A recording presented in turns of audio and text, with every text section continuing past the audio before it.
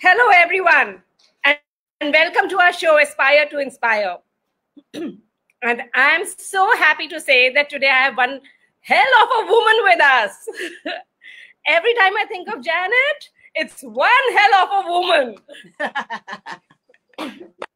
Yes, nothing. I mean, I keep on thinking, how do I describe Janet? What do I talk about Janet? But I mean, these are the perfect words for you. Nobody can beat you and your energy. Oh, thank you. So welcome on our show. Thank you. And Janet Reed is a very dear friend. A lot of you know her. A lot of you have learned dance from her. She's been with Musical Dreams in 2011. And she's an amazing person, a brilliant teacher, an amazing choreographer, great designer for costumes, and a very dear friend. Yes. Yeah. So, Janet, how are you these days? It's been long. Looking forward to seeing you soon, I hope.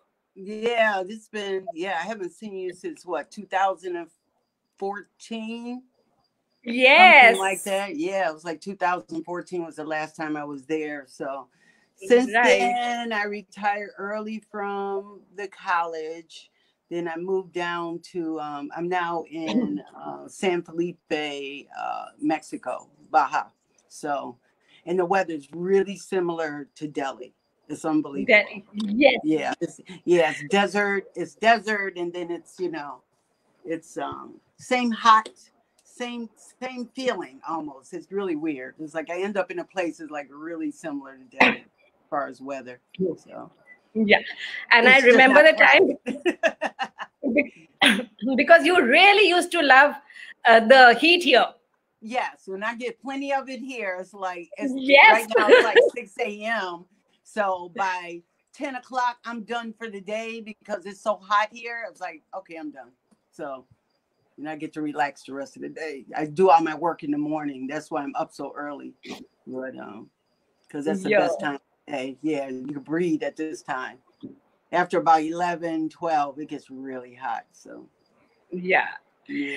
So Janet, we really want to know how you decided to take up dancing as your career. Oh, I started really young. I was lucky. I had my mother. We were driving one day in the car, and I was only like 3 or 2 or something like that. And I saw ballerinas in this window, like in a display. And I was like, oh, I want to do that. And she immediately took me to that place and put me in classes. And so from that point, I was 3 then. And then from that point on, I was dancing actually with that group until I was in high school. And then I moved on to like community groups and those kind of things. And then I went to college and I studied more dance as well. And I did really the bulk of my training, real hard, serious training was after I came out of college.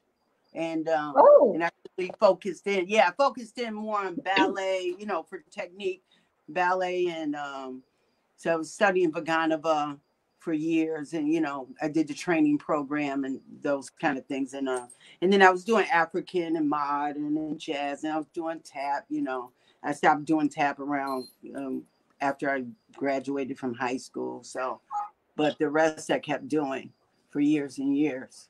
But yeah, my most intensive work was after college because I was free, more free at that time. Plus, I didn't have a job. So it's like, I might as well take dance classes and do something I love to do. And I didn't know I was going to end up, because I did have a degree. I ended up teaching in a college. I got an opportunity to teach in a college for physical education, which is what I got my original degree in.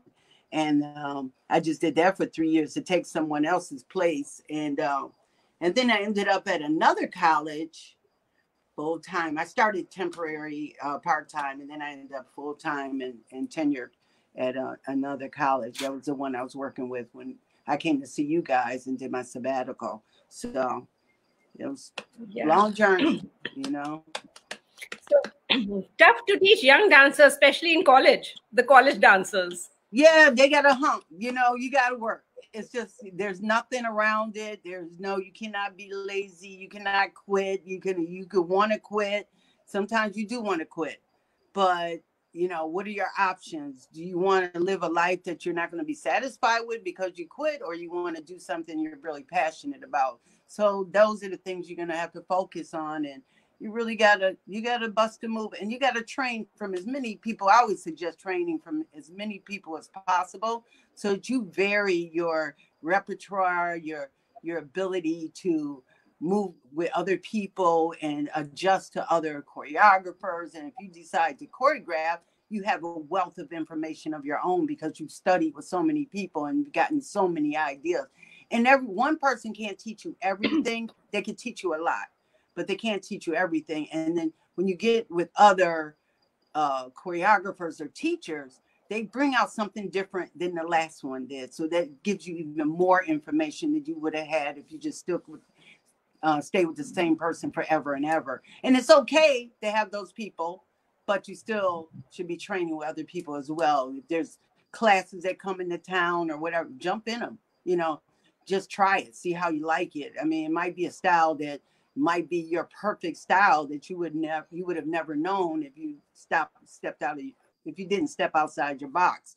So it's a good way to learn, you know, what style you really feel your best in, or you know, your most affinity to. So I think it's really great to take the opportunity to take from as many people as possible. And that's what I told the dancers at Musical Dreams. You know, it's just like, you know, anytime there's a guest artist that comes in town, hey, be there.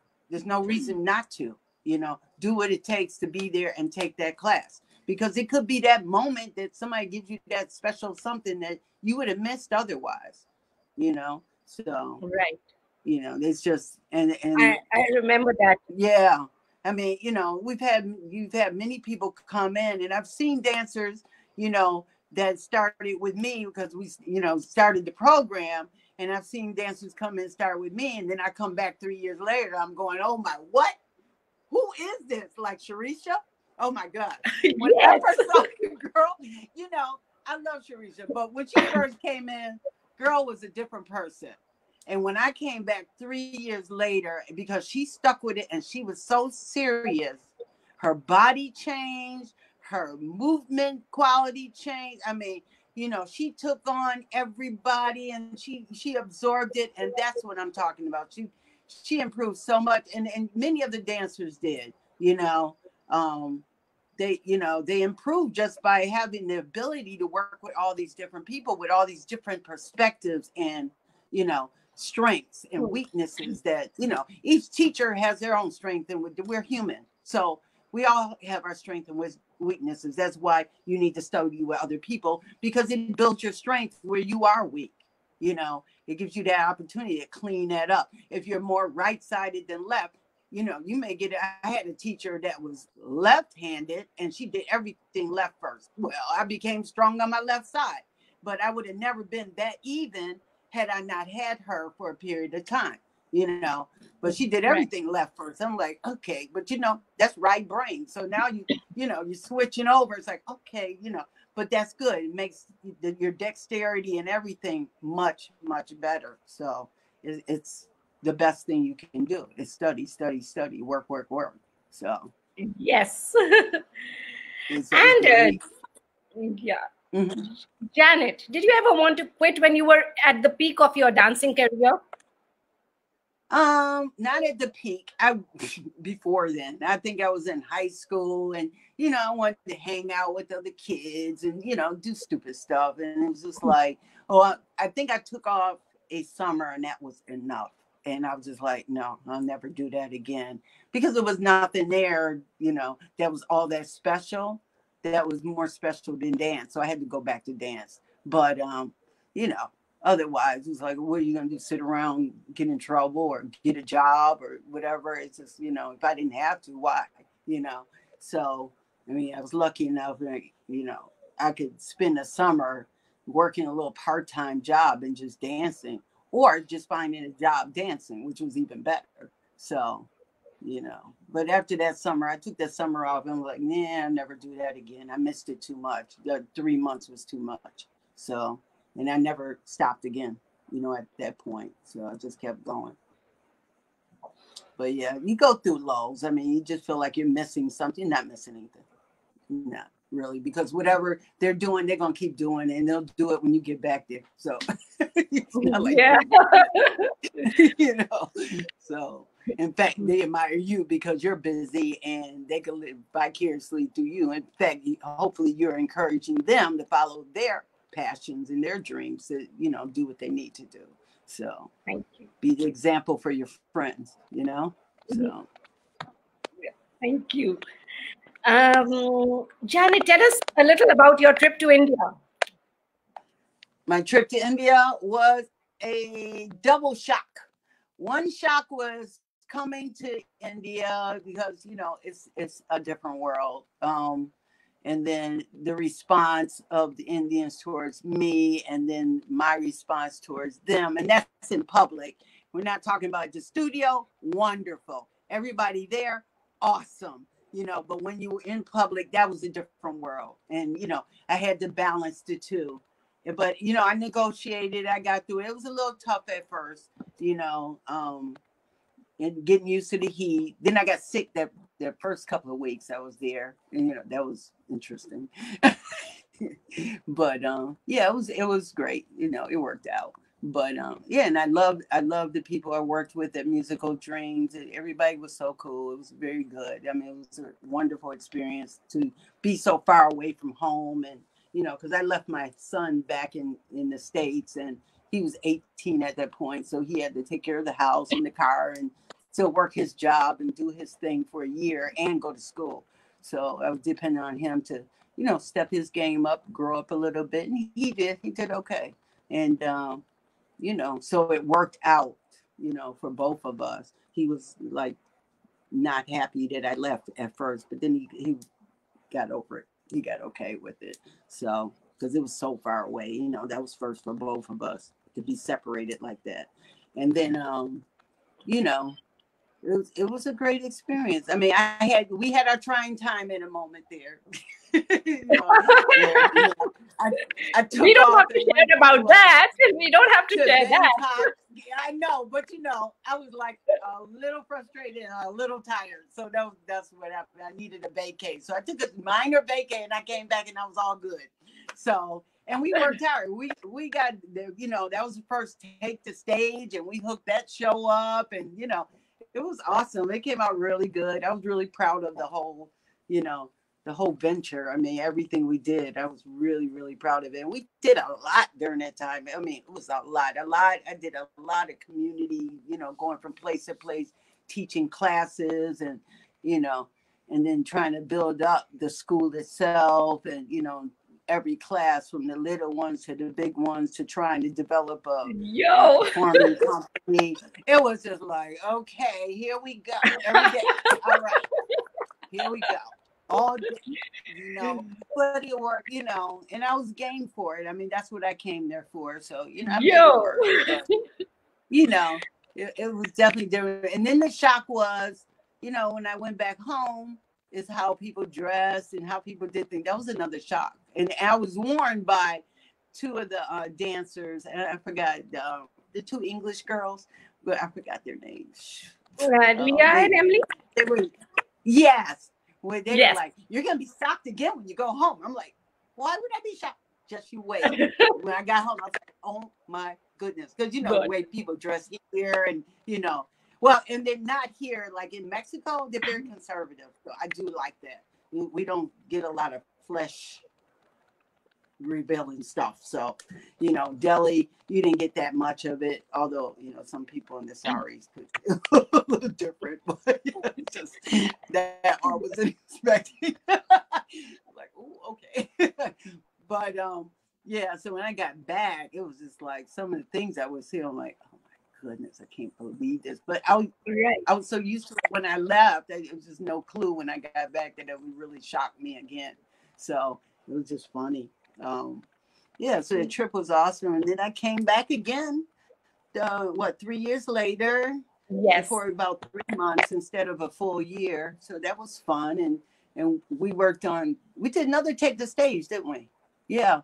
So, I think a little bit of choreography. Yes, not completely, yeah, but I did a couple of pieces for that show. yes. And then, yeah, and but that by then you had, the school was rocking because you had, you had students that were with me and they were teaching at that point, and you had new people Right. that were teaching that had skills that came in. So it was, it was starting to bloom out, and since Yes. then you had what, three teachers, different teachers come in and work with the students. So it was good. It was like, we Right. even went and did, because we had the performing company during that time, and we went down Right. to Rajasthan or wherever it was. I forgot where it was, where we went and performed. Yeah. And yeah, I forgot where Yeah, that even I was. forgot it. Yeah, So, yeah, that but was I want fun. to share one of your nicest memories that I have is that when we picked you up from the airport at 10 o'clock in the evening after a 24-hour or a 22-hour long flight, Oh, you that were all yeah, that ready flight. to go Well, the out flight for was a rocking Indian 14 dinner. hours from New York to Delhi, but I had to get from Buffalo to New York, and then from New York to Delhi. It was a long day, long. And then I wanted to go out and eat. Go And eat. all the spicy Indian food. Right. I was hungry. Right. Yeah, it was Yes. funny. And I was trying everything too. I think on that meal, it was like, okay, I want to try that. I want to try that. I want to try that. So that was fun. But yeah, we had a Yeah. ball. It was fun. Janet, Mm-hmm. would you share what are the mental and emotional strengths you develop as a dancer? Because I feel dancers are extremely strong, extremely sensitive, and extremely Yeah. strong. So, Well, they can what are be the sensitive. They need to learn to get a hard, tougher skin though. Sometimes they don't come with a tough skin. They get too sensitive because dance is such a nature that is highly critical. You're depending on other people's criticism for your feedback.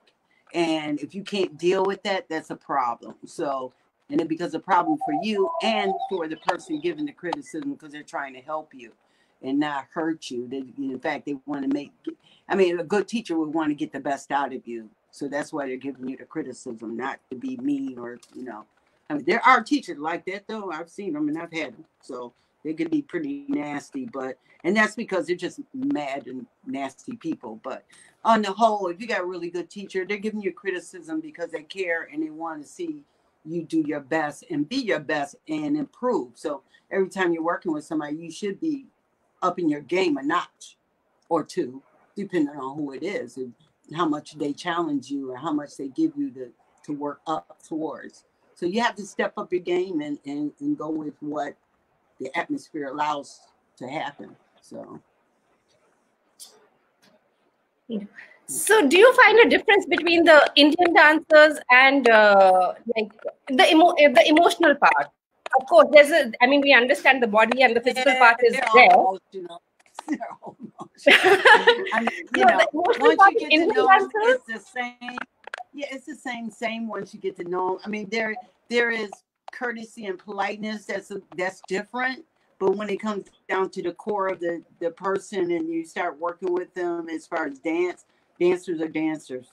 They, no matter where you are, their temperament, it's an individual thing, and you're going to get different people who are a lot more emotional than others, and it's, yeah, I mean, there's not a vast big difference between that. I mean, culturally there's differences because of the culture, the politeness and the honoring of the teacher and those kind of things. The Western culture sometimes lacks depending on where you go. Like when I returned from India after a year of being there, and I go back to the States and I walk in the room and the dancers like slung all over the place, and it just had no, like, who are you and what are you doing here kind of attitude. Like, I'm here, I'm your teacher now. Oh, okay.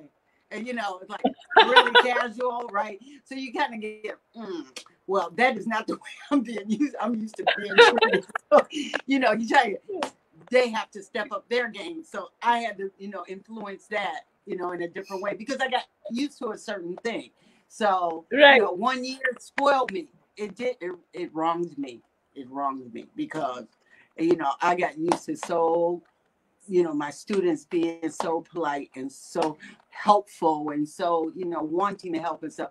These folks here, honey, they were like, oh, well, see you later. Bye. You know, oh, you need help or ask somebody else.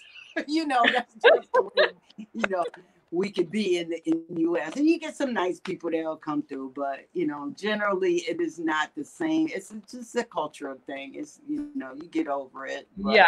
yeah, I was really spoiled in India. I mean, you know, everybody looking after me and, you know, making sure I'm okay and where are you going? What are you going to do? How long are you going to be there? You know, I had more parents there than anywhere in my life, you know, and that was my students, you guys and my students. They were just like, where are you going? What you doing? Okay. You know, so that was I know. great. So, just remembering you very fondly, a lot of people in India used to call Janet Jannat. Jannat Yeah, is heaven. but you know what? Yeah. Here, which is really weird, is Janet with an H at the end. Oh, I'm going, yeah. So everywhere you go, it's something different. I'm like, different. okay, yeah, Janet, Janat Jannat. there, and And then Janet here. I'm going, so, okay, whatever. I'll go with that. So, no, but Jannat means like a paradise. So that was an oh apt name wow, for you. Yeah. yeah.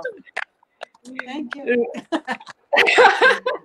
And Janet, would you like to share with us a story or something which would inspire other students, a story of one of your students or something that you narrated to a student which could bring about a change in other dancers To or bring other about people? what?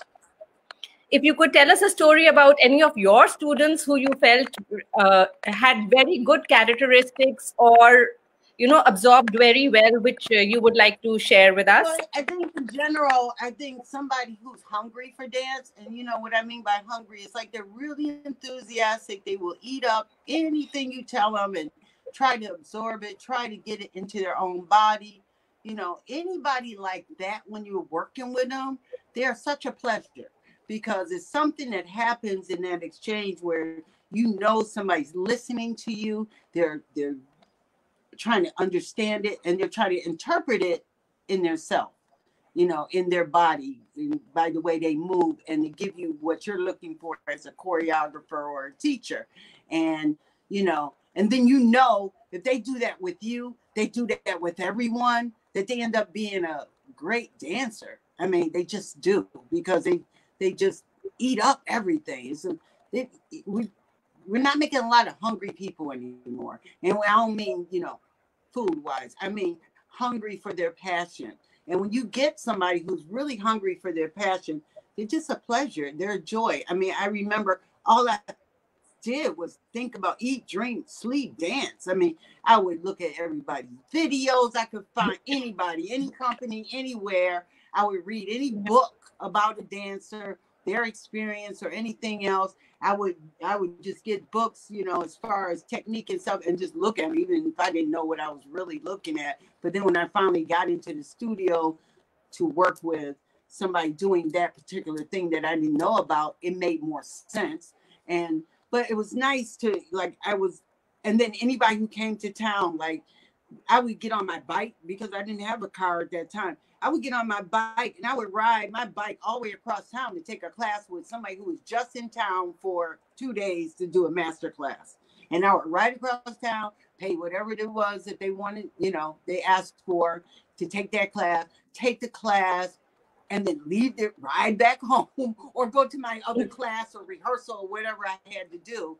But I mean, it was summers and in between school time because I, you know, of course I had to go to school, but after school I would, you know, go to the studio or whatever. But in the summertime we had a lot of guest artists that used to come in and they would be at different people's studios. And I would just run from one person to the next person to the next person and just, you know, And I think that's where I got the wealth of knowledge to give to other people. You know, everybody's not going to be the top dancer, but you could be a great teacher, or you could be a great choreographer. There are other things you can be if you love it, and the passion will find you and make a way, or you know, some avenue for you to fit in. And it may not always look the way you intended it to look.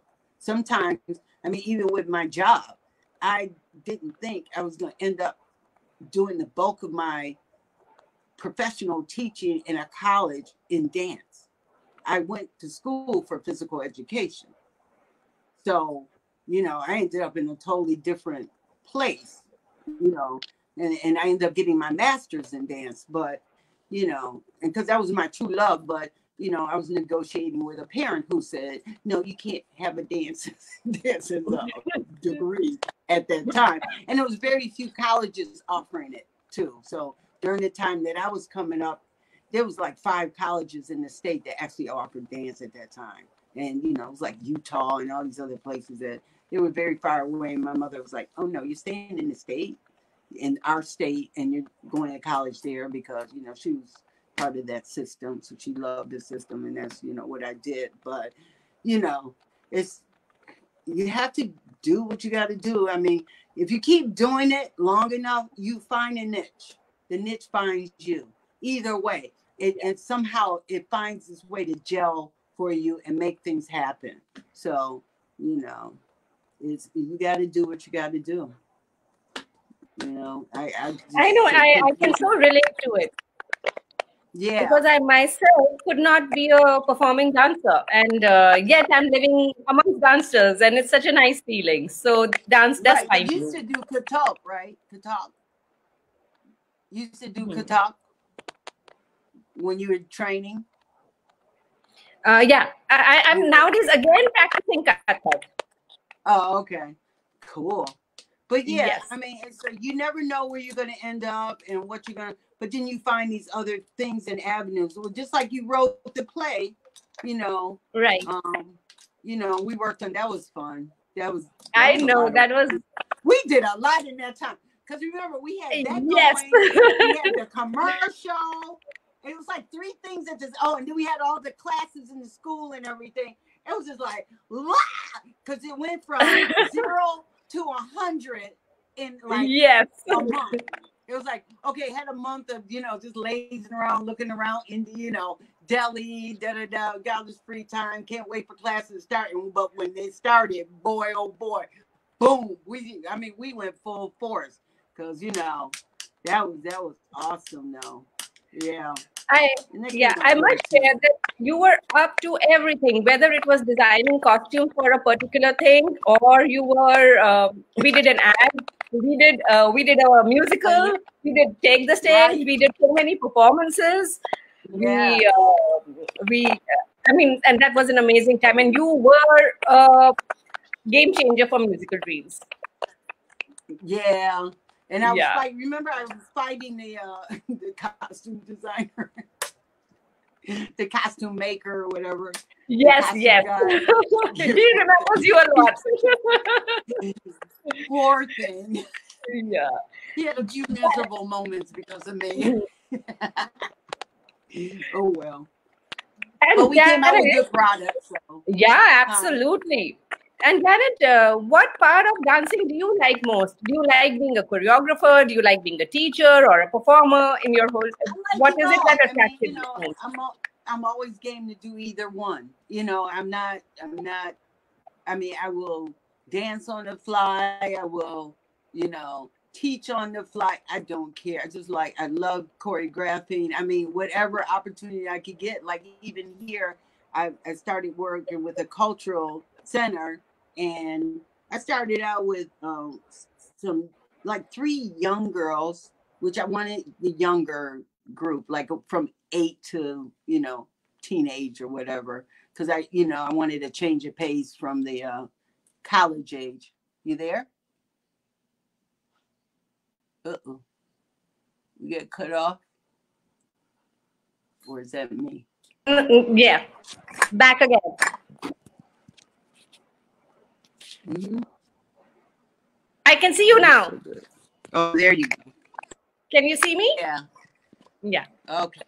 Yeah, I can see you. Yeah. So, I started working with a younger group, and when I had a couple of adults in that group. So it was kind of really a community class because I had some adults, and then I had a couple of adults that brought babies. I'm like, I don't do babies. That's just, plus I don't speak the language. Right. This is another fun fact.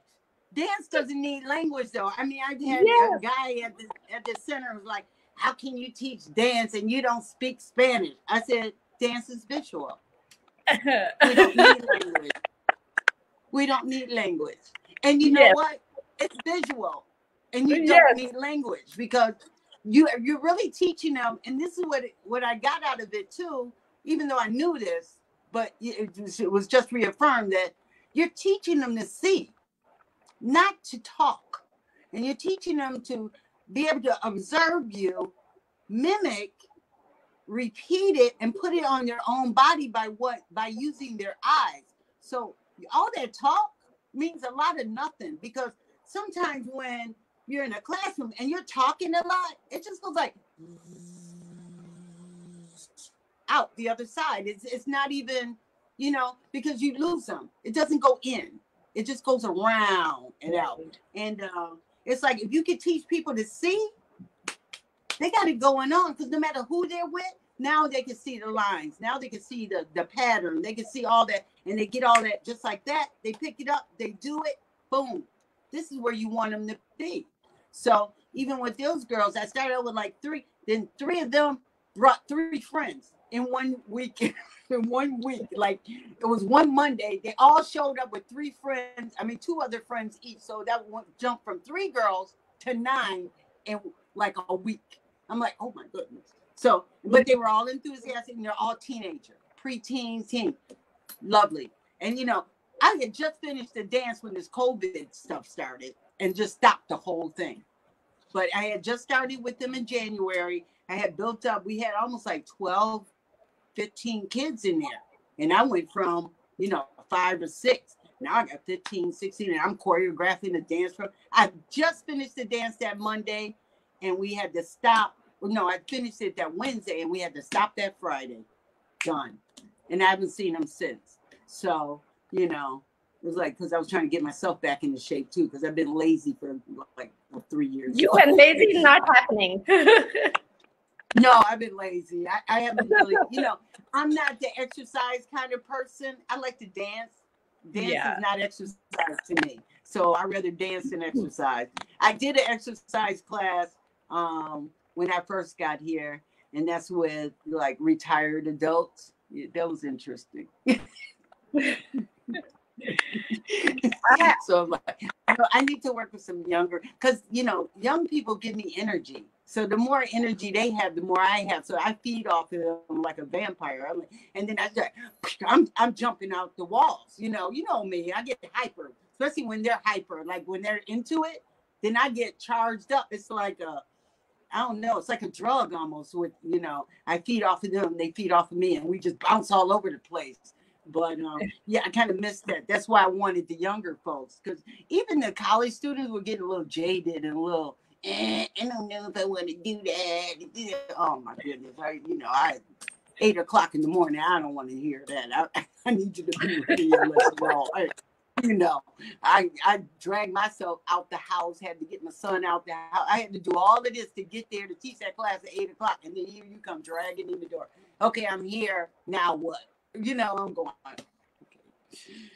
Anyway, so, but what's nice about doing with the young people, they're always happy and enthusiastic. Yeah. They're like this every time you walk in the door, as opposed to older folks. They're like, glad you showed up. Like, yeah, okay, thanks. But yeah, most of the time the college students hope you don't show up so they have a day off. So that's what they're looking at. So sometimes they're disappointed to see you, because they're like, oh, you made it. Nobody's ever disappointed to see you, Janet. If I had my way, I mean it. And it would be so lovely to have you here with us. And it would be really so so amazing for all the dancers because they really remember you. They've learned so much from you about they life. Still remember me after all this time? Are you kidding? They remember you a lot. You know, even if I spend a short time, I would love to come back and hang for a little Please bit. do. Yeah. So we'll see. Yeah. And we'll see how we can do this. Yeah. Yes. And thank you all our friends for joining in. I'm sorry I'm not able to see where, the names and the comments right now, but we'll thank everybody individually later.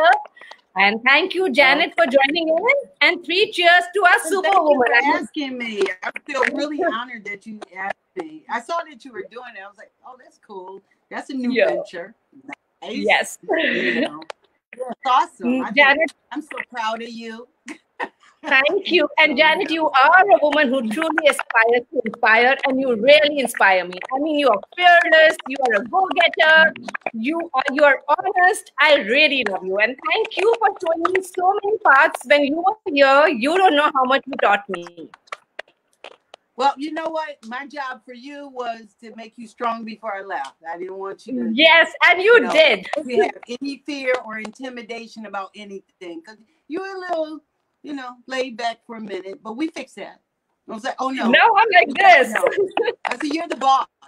You got one. No, I'm like this.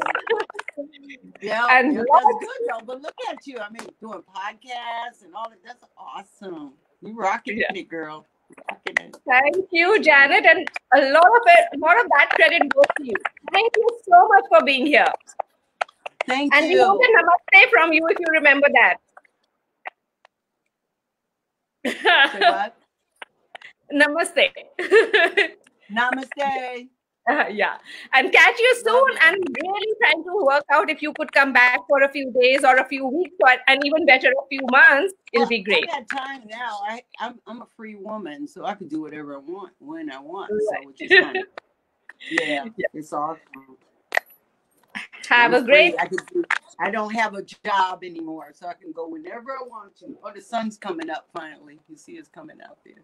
So. Right. Thank you, friends. Yeah. All right. Thank you. Okay, Janet. Thank you. And thank you, everybody, for joining in. Okay. Thank you. Bye-bye.